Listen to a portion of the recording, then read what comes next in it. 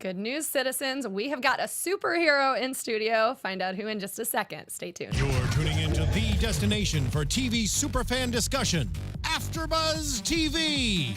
And now, let the buzz begin. Hey guys, welcome to AFTERBUZZ TV Spotlight on. I'm Kylie Hodges, and you can tweet at me at the Kylie Hodges. And I'm so excited to say we've got a superhero in studio today.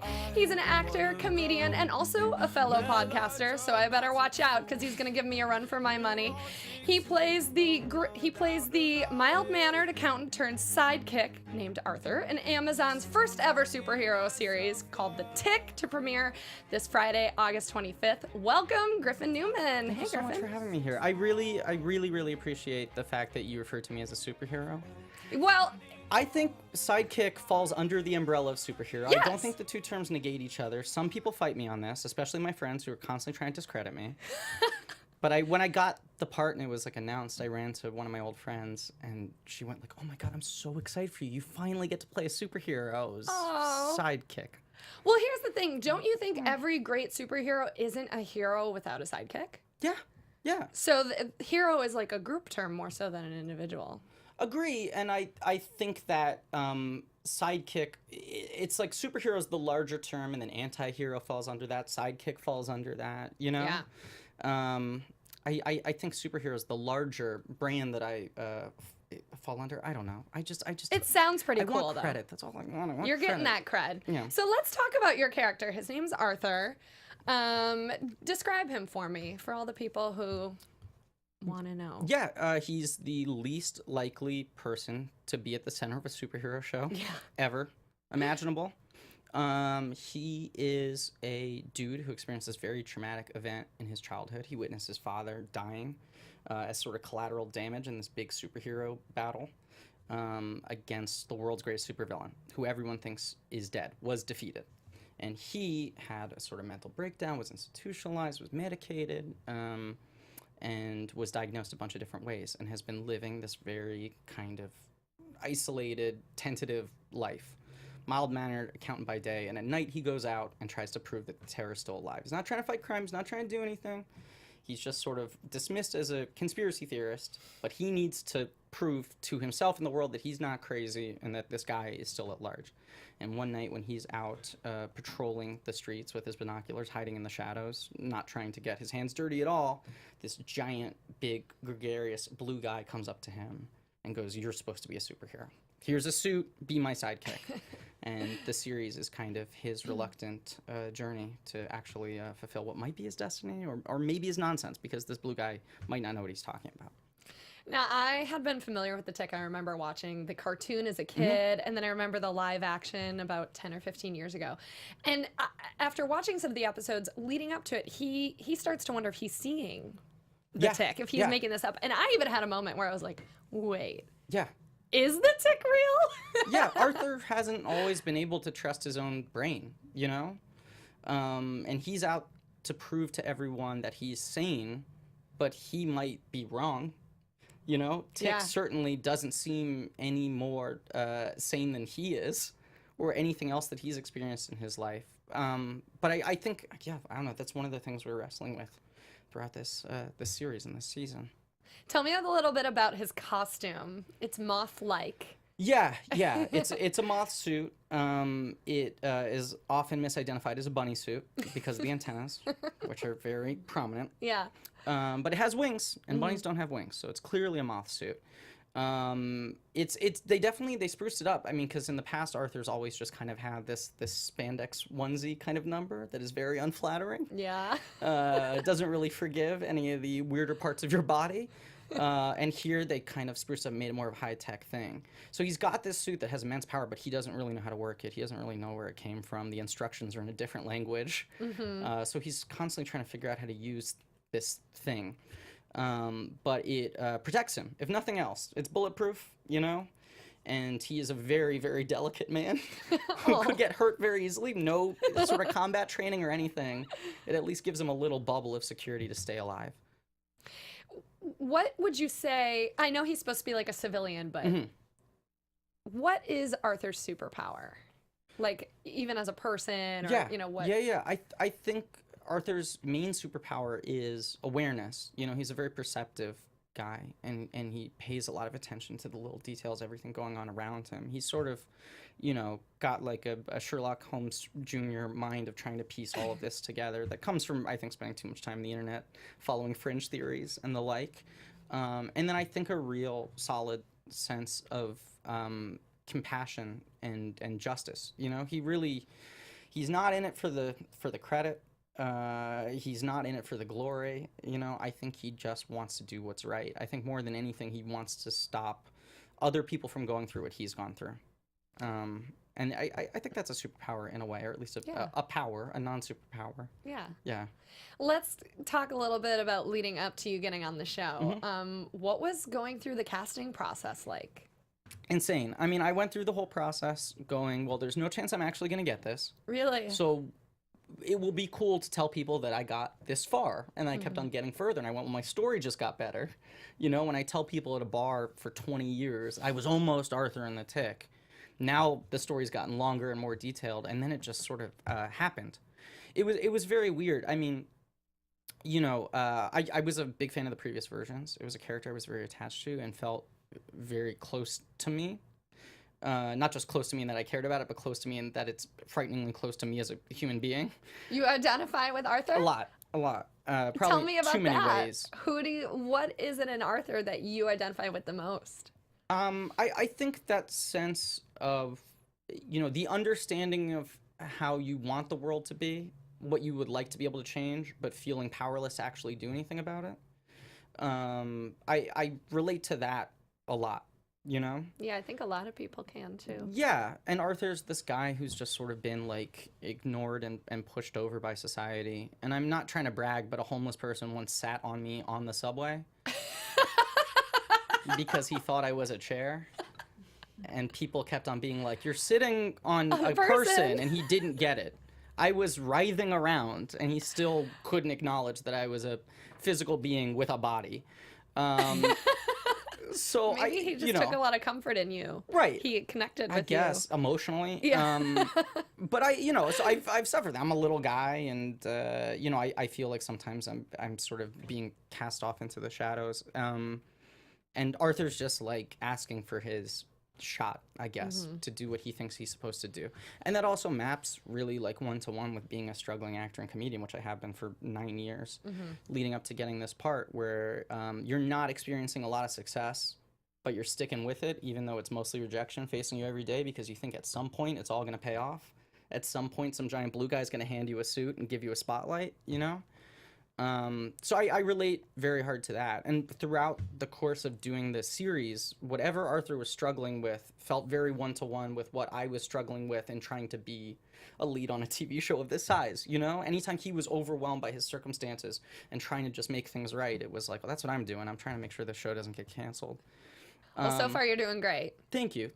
But I mean, the real credit when you ask how I got this part, Felicia Fasano was the casting director for the pilot, and she had been a really big champion of mine for years. I'm a New York guy, and I'm like born and raised. I'm very stubborn about trying to stay in New York just because I'm a broken person and a homebody, and I don't want to move. So you have to do a lot of self-taping, you know, where you record your own tape and send it to a casting director. And it feels like fighting an uphill battle very often. You feel like you're throwing pennies down a wishing well and you don't know if anyone's even going to watch your tape. And Felicia was this person who always would watch my tapes and I would send them in. For whatever reason, she decided that she, you know, was going to try to get me cast in something someday. And she'd get close and then something wouldn't work out. Someone in some position would turn me down or there'd be a scheduling problem or whatever it was. But she always kind of kept me in mind for stuff. And she said she read this script and said, I think this is the part where I can finally get Griffin cast. And I'm so thankful that it was this one, you know, and not like a singular commercial. Right. You know, that she put all the capital on this project. But I think she sensed that there was something similar to us. I'd never met her in person. I didn't meet her until they flew me out to LA for the final screen test. But I did the same thing. I made my own tape with my manager's assistant, you know, the receptionist who was playing the Tick and going like, oh my God, I smell justice in the morning, which is a very different energy to play off of than what ultimately happens on screen. Yeah. So I was doing a lot of heavy lifting, trying to make all that Arthur come through. But she showed my tape to Ben Edlund, who's the creator and showrunner, not just of this version of the Tick, but the cartoon? entire history of the Tick, the comic book. He Yeah. created the Tick when he was 17. He's been living with these characters for over 30 years. And he felt like I was, I don't know. I mean, you know, you make these decisions. Anytime I get an audition, there's always that battle of like, should I do what I think would be creatively most interesting? Or should I do what I think would maybe help me get the part? And a lot of times you do the latter and you kind of regret it. You know, you go, I was trying to do a crappier version of what they probably wanted, but that's not what I'm good at. And I made myself look worse in the process, and I was never going to get it. And if you do at least what you think is the best version you could do, you know, your own weird body and your own weird voice, what is in your wheelhouse, then like you can lose with integrity. And I did what I thought was going to be too weird to actually get hired. And somehow Ben was like, no, I think this guy is, you know. The right amount of weird. The right amount of weird. Ben's a very weird guy. It was very reassuring when I met him. And I went, oh, he's equally weird. Okay, we're both weirdos. But we sat down and we hit it off. And we had sort of very similar takes on what we want to do, not just for this character, but what we're fans of in comedy and in TV and superhero fiction, and comic books and all that. And Valerie Curry had been cast, who plays my sister Dot on the show. So they flew me out to screen test with her. They didn't have a tick yet, so they couldn't really test that chemistry. And the audition was really kind of focused on the brother-sister stuff, which was interesting because it's a show that's so much about a superhero partnership. And I got cast mostly off of doing these dramatic scenes, you know, that were removed from the main thing. But that's when it felt kind of like, oh, I think they might actually be stubborn enough to push this show through and keep it this weird. A lot of times you read a good script, and by the time it makes it on air, it's like been watered down so much, and it's just kind of like, oh, well, they got rid of the thing that made it interesting. And you feel like they kept it pretty true to the original idea? I think it just got weirder and weirder and weirder in a way that I love. In the best way? You know? And I think it's weird sometimes because of the absurdity, the comic absurdity, and all these different weird characters and elements and plot twists that happen. But I also think the weirdest thing about the show is, amidst all this classic kind of superhero chaos and this very absurd comedy, you still always have these like very emotional scenes, these very human character-based scenes that aren't about driving the plot forward. They aren't about jokes. They're not about action set pieces. They're about like a brother and a sister who are both hurting a lot, or a sidekick and a superhero who just both feel like outcasts in this world. And that was always the stuff that felt the most transgressive to do. You know, when you're doing like a multi-page dialogue scene in a show like this that's actually just about the people. That always excites me. You touched on what I think is a really interesting part of where TV's been moving in the past decade, where comedies aren't just comedies anymore. Sure. Like, I keep thinking of Orange is the New Black. I used to always think it was a drama, and then it got nominated for a comedy, and it's, you know, everything's blurring the lines, but that's what's making so much great TV now, is you can't put it in a box because it's really touching on all of the great different emotions that people can relate to, and it's equally, if not more, entertaining. Well, and that's the main thing that Ben Edlin and I talked about that first time we met for coffee after he'd seen my tape, was that I'm sort of obsessed and have always been obsessed with this sort of line between comedy and tragedy. Not to be pretentious about it, but I always comedy is tragedy. Yeah, they're very, very close, right? Yeah. And I've always sort of had this, like, this windmill that I've always been tilting at in my life is trying to figure out how sad you can make something while still getting a laugh out of it, you know? And not a laugh where you're laughing at someone's misery, but just finding that fine line, because I feel like all my favorite comedies are really sad and all my favorite dramas are really funny, you know? And I love movies that are able to do that, and TV shows that are able to do that, to get comedy out of serious circumstances or drama out of ridiculous circumstances. And I think that's when I, you know, start to go like, oh, I might actually get this part because he agrees with me in all of this. That's the show he wants to make. Yeah. It's not me trying to convince someone to fit me in. It seems like they've actually created a window that I'm now the right person for. And somehow he was able to convince everyone else, which is still bizarre to think about. What a gratifying feeling that you've pushed and pushed for a decade, and you found the spot you fit right into. Yeah, thank you. And the right spot, you know? I mean, I just think about, like, so much in this whole process. I've been doing press for, like, 6 weeks now, having to talk about the show over and over again, and it makes you sort of take stock of everything and go, like, wow, this is bizarre that I'm actually in this position, that it worked out. And it's like, it's a dream of mine to be entrusted with like a lead character on a show like this and get to handle so much of it and play so many different sides of things. But it could have been a show I didn't really care about. it could be a remake of a property I love, like The Tick, but this new version feels like, you know, isn't living up to the past legacies. I just feel like I got really lucky in that it's like, this is the show I want to be on. You know, if nothing else creatively, like this was the kind of tapestry that I always dreamed about being able to fit into. Hopefully people like it at this point. You know, that would be great. I'd love to be able to keep doing it. Yeah. But for me, just creatively working on it was like a dream come true. Well, and this is Amazon's first ever superhero show. So Yeah. I think that in itself is going to pull in a brand new audience. I think it has a lot of potential. I hope so. I hope you're right. Did you, now The Tick started out as a comic book, as you touched on earlier, I believe in the 80s. Yeah. And then the early 90s, there was the cartoon, which I remember watching as a kid. And then they made a live action on Fox with Patrick Warburton. Right. Who That was I sort loved. of Have more you of a met him? sitcom. I have not. They never brought him on set I to would love intimidate? to. I've met, no, to be muscle. Yeah. I've met Townsend Coleman, who was Okay. the voice of the Tick on the cartoon show. Cool. And he, without revealing any spoilers, plays a role in our season. Very cool. Eagle-eyed listeners, you know, eagle-eyed listeners. That term makes sense. Well, might recognize his voice if you're paying attention. But I really, I haven't met Patrick. I haven't met the other guys who played Arthur. There are 3 other people, 2 dudes from the cartoon show, Rob Paulson and Mickey Dolenz from the Monkees played Arthur, and then David Burke played him on the 2001 show. And I kind of want to meet them because I feel like we're cousins now or something. You're sort of, you have something in common. Yeah. You should have an Arthur Tick reunion. Yes. All the past Ticks, all the past Arthurs that would get be together really fun. for Yeah. happy hour. Right, exactly. And then What a Ben weird happy draws hour. full-size drawings of the characters to represent the comic versions. Yeah.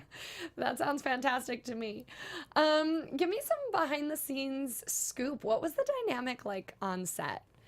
You know, this is a fun show, Yeah. but was it always fun and games? Were there No, really no, it was work. It was work. I mean, you work really hard to make it fun. You know? What is like Which your isn't most me being vivid memory backhanded, on but set, it's though? like, what's my most vivid memory? That's a good Or question. maybe the craziest moment, like something was going awry and it came out great. Yeah, you know, I'm trying to figure out how to say this without spoiling anything. There's a character, he's introduced pretty early on, so I think I can say this. There's a character who plays a big role over the course of our season who's a talking dog. And you get to a point where you're like however many episodes in and you're doing multi-page dialogue scenes with a dog. Wonderful. And none of it feels weird to you anymore. It's just a day at work, you know? And there's a dude standing over your shoulder with a piece of meat on a stick, because if they don't put the meat next to your face, then the dog won't look in your direction. You're, and you're literally just, a piece of meat to him. yeah, and you're trying to emotionally reason with a dog.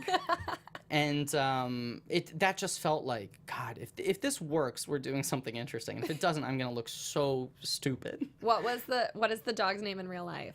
Oh God, that's a good question. There were 2 different dogs, and I now can't remember their names. Now you know. They had one dog who they said was better at stunts, and one dog who was better at dialogue. And I said, "What do you mean the dog's better at dialogue?" His English is better. They said he's better at looking at people and making it look like he's talking. He doesn't move his mouth, but he's just better at eye contact. Wow. Which makes him better at dialogue. Yeah. That sounds like a dog you'd want to keep around, like emotionally. Yes. He's a good listener. I'll say sounds that, like a great boyfriend. That dog was too. one of the best actors I have ever worked with. It was stunning. Somebody give that dog Stunning. an Oscar. Yeah. Did you have to do any crazy prep for the role? You know, I went pretty obsessively down the rabbit hole of trying to cover everything that has existed in the Tick universe up until now, tracking down every comic, rewatching every episode of the 2 different shows.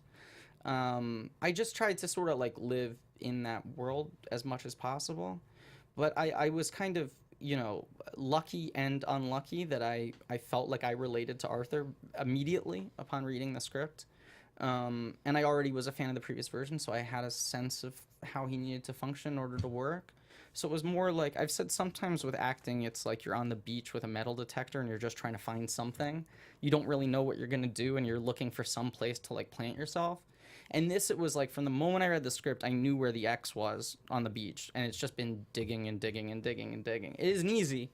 You break a lot of sweat, you know, and you have a lot of strain, but it's just been trying to go deeper and deeper into, you know, sort of what I thought the character was. But it's nice also because Arthur's like the one superhero who notably is not physically in shape.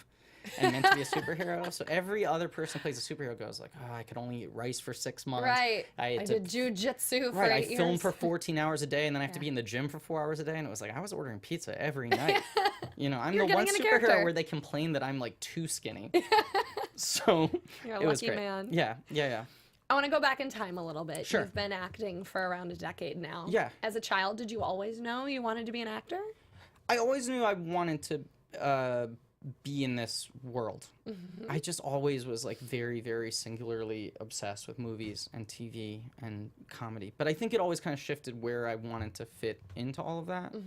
I was, very interested in acting young. I started doing stand-up when I was like 10 years old around New York City. Wow.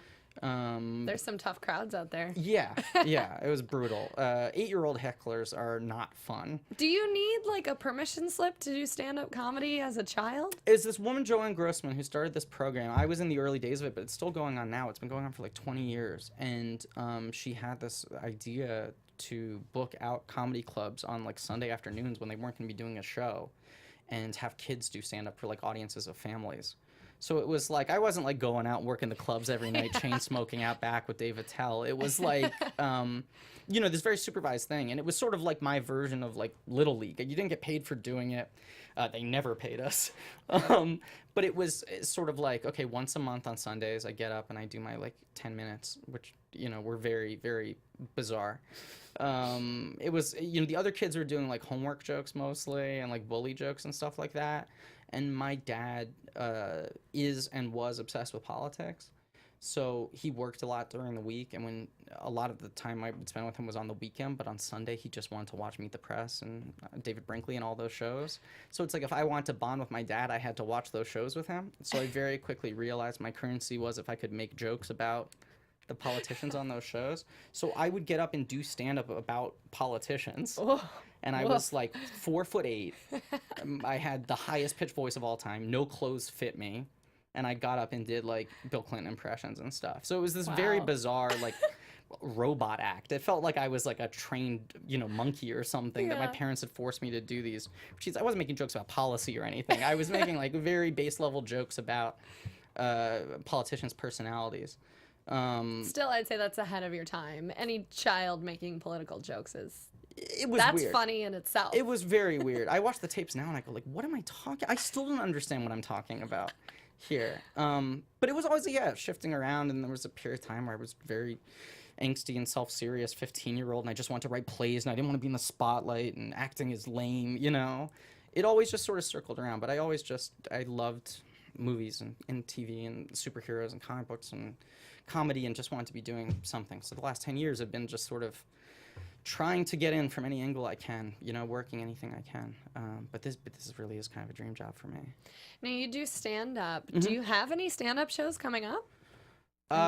Super busy with the tick, I assume. But. I'll say this. I kind of had to go on a sabbatical when I was filming because it was pretty all-consuming. Yeah. And it's been the press tour after this, so I haven't done a stand-up show since January, but I'm going to do a comeback tour? Be opening for my friend August 29th. That's Tuesday. In a week. Is that Tuesday? Yes. Yeah, New York City, Tuesday. the Pitt Theater, which is on 24th Street, 123 24th Street.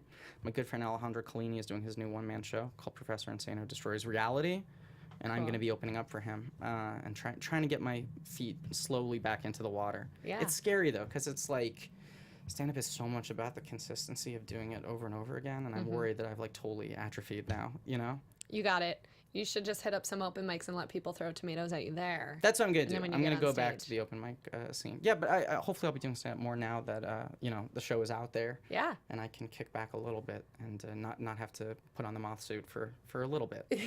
Air it out. Yeah, exactly. Tell me a little bit about your podcast. It's called Blank Check with Griffin and David. Yeah. I host it with one of my best friends, David Sims, who is a film critic and entertainment writer for The Atlantic.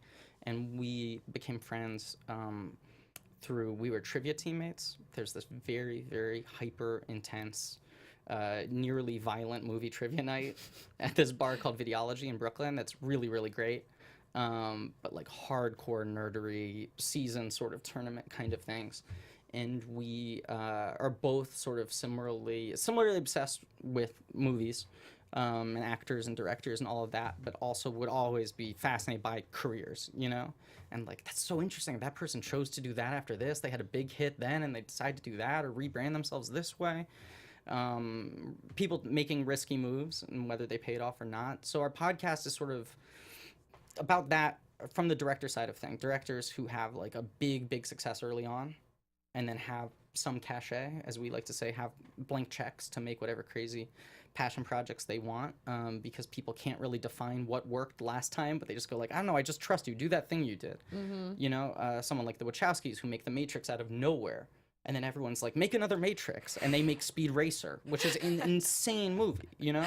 And a movie that I think everyone hated at the time, and I think is brilliant, and people are slowly kind of coming around to, because it's just this bizarre, out of nowhere, like, it's like this anti-capitalist, like, day-glow racing epic. They had to get it out of their system. They had to get it out of their system. But that's fascinating to me that they would make that movie after making 3 Matrix movies when people just would expect them and probably ask them to just keep on making weird, dark, leathery techno thrillers for the rest of their lives.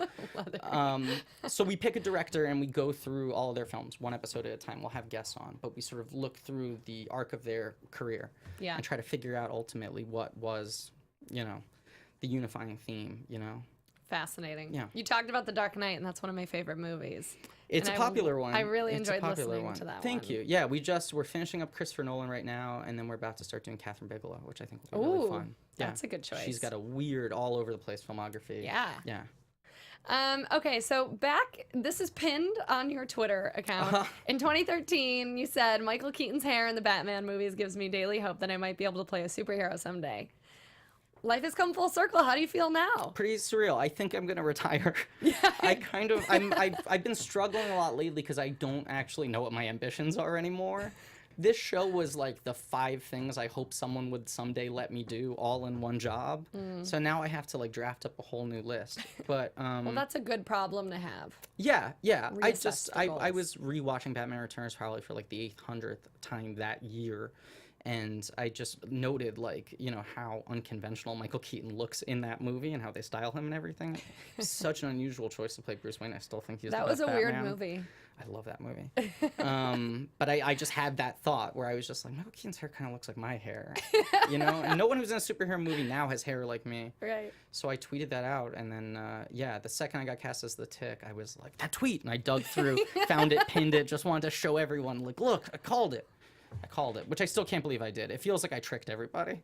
So that was almost 4-ish years ago. Just about, yeah. In 4 to 5 years from now, where would you like to see yourself? I know it sounds like maybe you need to sit down and make a vision board before you can answer that question. I'll tell you what my last like really big ambition that wasn't conquered by this project, right? That wasn't checked off by this project. And maybe I'll draft up new ideas. The last one that's still the outlier, I desperately want to be part of the Fast and Furious franchise. Wow. I love the Fast and Furious franchise. I feel like my type is unrepresented in those movies. Yeah. Namely, nebbishes who don't have driver's licenses. You don't have a driver's license? I don't have a driver's license. I grew up in New York. Cars scare me. I've never driven a car in my life. Wow. And I feel like, you know, the Fast and Furious movies are so much about inclusiveness and family. True. But, like, there's no representation of people who don't know how to drive cars.